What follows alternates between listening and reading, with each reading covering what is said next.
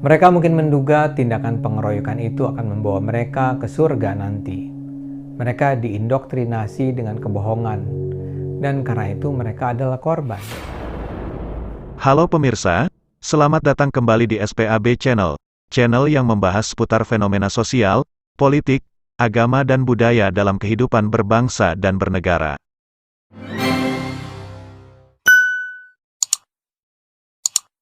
Terus terang, saya merasa iba melihat pengeroyok saya. Di awal dulu sih yang mencuat memang kemarahan. Saya marah karena betapa biadabnya mereka mengeroyok saya. Menurut saya, apa yang mereka lakukan tidak ada bau-bau Islamnya. Pertama-tama, mereka begitu saja ramai-ramai memukuli saya, menendangi saya, yang saat itu dalam keadaan jatuh setelah ditendang dari belakang. Saya tidak ingat bahwa kapan sih ada teladan dari Nabi tentang mengeroyok? Mengeroyok adalah tindakan yang sangat pengecut. Saya yakin pengeroyokan bukanlah sebuah perilaku yang dibenarkan Islam atau agama apapun. Mereka bahkan menghalangi orang-orang lain untuk menolong saya. Yang akhirnya menyelamatkan saya adalah para polisi yang berhasil menembus benteng manusia yang dibuat para pengeroyok itu. Kedua, mereka bukan saja mengeroyok, tapi juga merampok. Jadi mereka merampas barang berharga yang ada dalam tubuh saya saat itu. Ada dompet yang berisikan uang ratusan ribu rupiah, ada HP, ada celana, ada sepatu.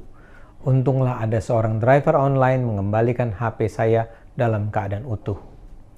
Hanya si pengemudi online inilah yang bisa dibilang menunjukkan karakter keislaman. Yang lain adalah sekedar pengeroyok dan perampok.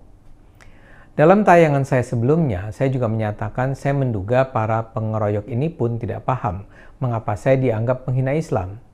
Saya duga mereka hanya mengikuti apa yang dibilang orang. Mereka tidak berpikir secara rasional.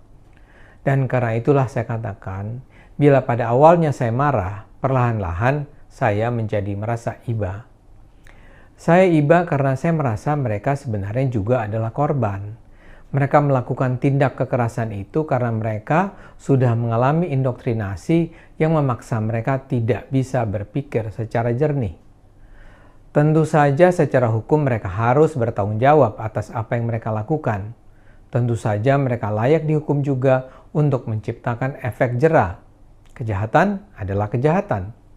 Terlepas dari apakah mereka lakukan karena pemikiran yang mendalam, ikut-ikutan, atau karena sekadar mengikuti perintah. Tapi justru itu yang membuat saya iba. Hanya karena mereka berulang kali mendengar narasi Ade Armando adalah musuh Islam berulang-ulang, mereka kemudian melakukan pengeroyokan dan kemudian mereka akan mendekam dalam penjara selama bertahun-tahun.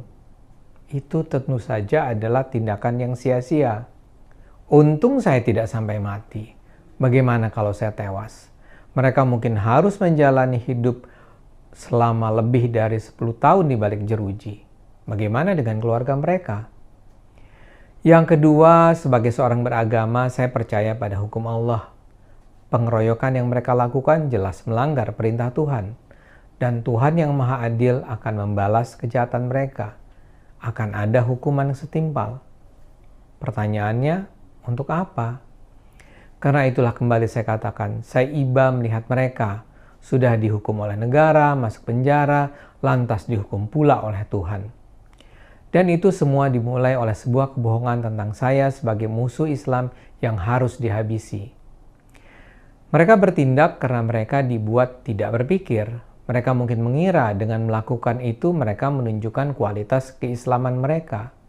Mereka menyangka tindakan brutal semacam itu justru Islami, justru akan memperoleh berkah besar. Mereka mungkin menduga tindakan pengeroyokan itu akan membawa mereka ke surga nanti. Mereka diindoktrinasi dengan kebohongan, dan karena itu mereka adalah korban.